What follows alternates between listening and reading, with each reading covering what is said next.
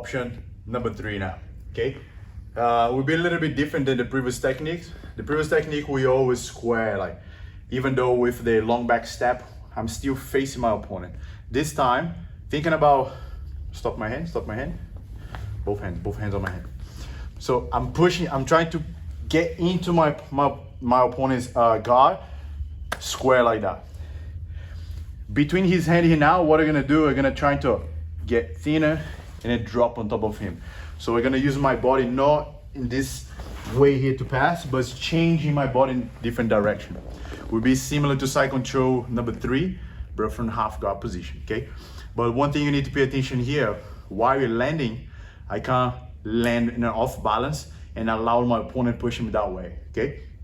This is why now instead I hold the trousers here, I will try to sit heavy to maintain his legs with me, and I will hold this collar because I will use his leg as a way to stabilize myself on top of him.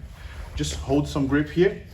The intuit here is just trying to keep his leg with you while I'm changing my base, okay? You could hold the collar, you could just hold the leg like that.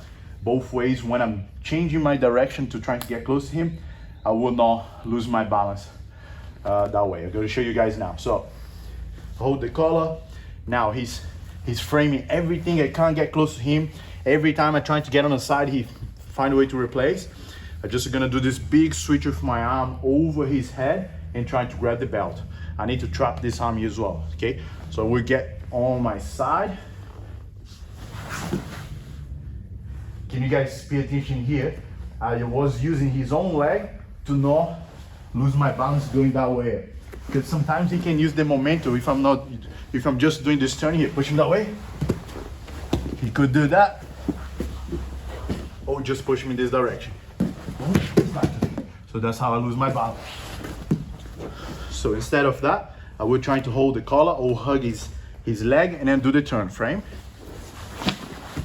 So I'm gonna hug his leg here tight. Now is the thing. I'm tightening him. My left leg here, we're trying to get under his hips. Now my right leg, I'm gonna hold his elbow. I'm gonna hold the belt already, but I want this arm right under his shoulder, my elbow close to his head. So we'll do, pick it up and connect under, okay? Like that will be very hard for him to roll me this way. If I do this control here, I don't push him this way here, that's what's gonna happen. But if I get my arm under his shoulder, push me that way out, I'm very safe and solid here on this control.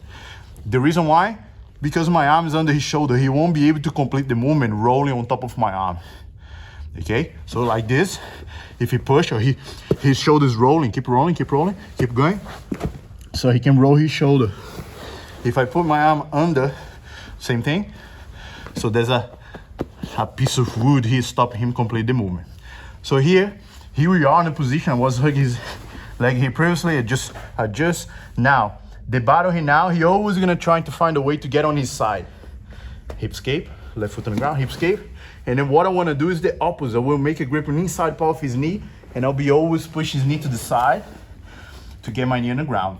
But that's this detail here. Sometimes they gotta lock the half guard so tight, and then my knee is hard to escape. Or look at my foot now.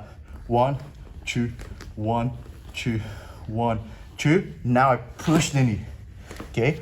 Now, I'm free to start push this knee to the ground. If he's already exposed his arm like that, that was his natural reaction now, I get in the hook easily. If he still frame my neck, I gotta knee on the ground. The moment he pulls his knee or his hand on my knee,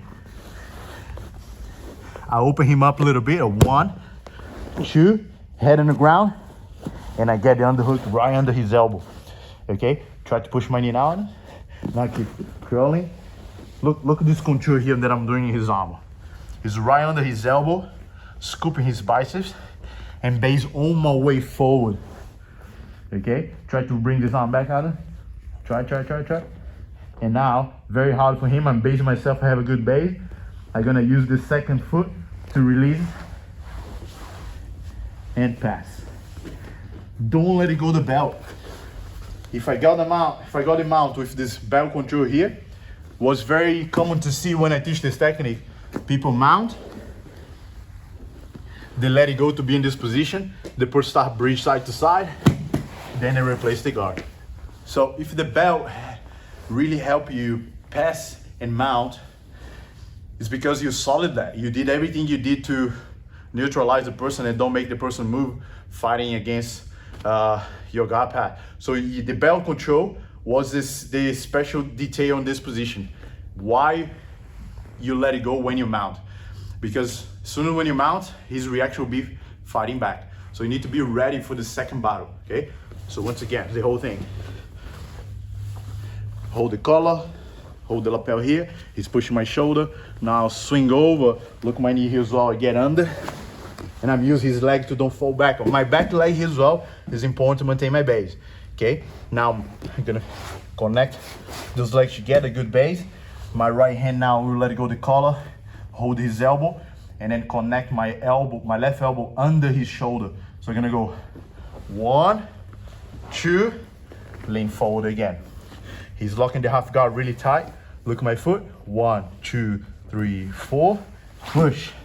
Knee on the ground. Open him up. Now you're gonna try to push my knee. I know he's gonna react like that. So that's the good deal about this position. Underhook. Scoop the biceps and lean forward. Shoulder pressure on this arm here. Try to retract this arm back. Step. Pass. What do you do to defend the mount position here? He really needs this arm back to be able to fight back. So this is why this position is so good. Okay? One more time. Push, push, push.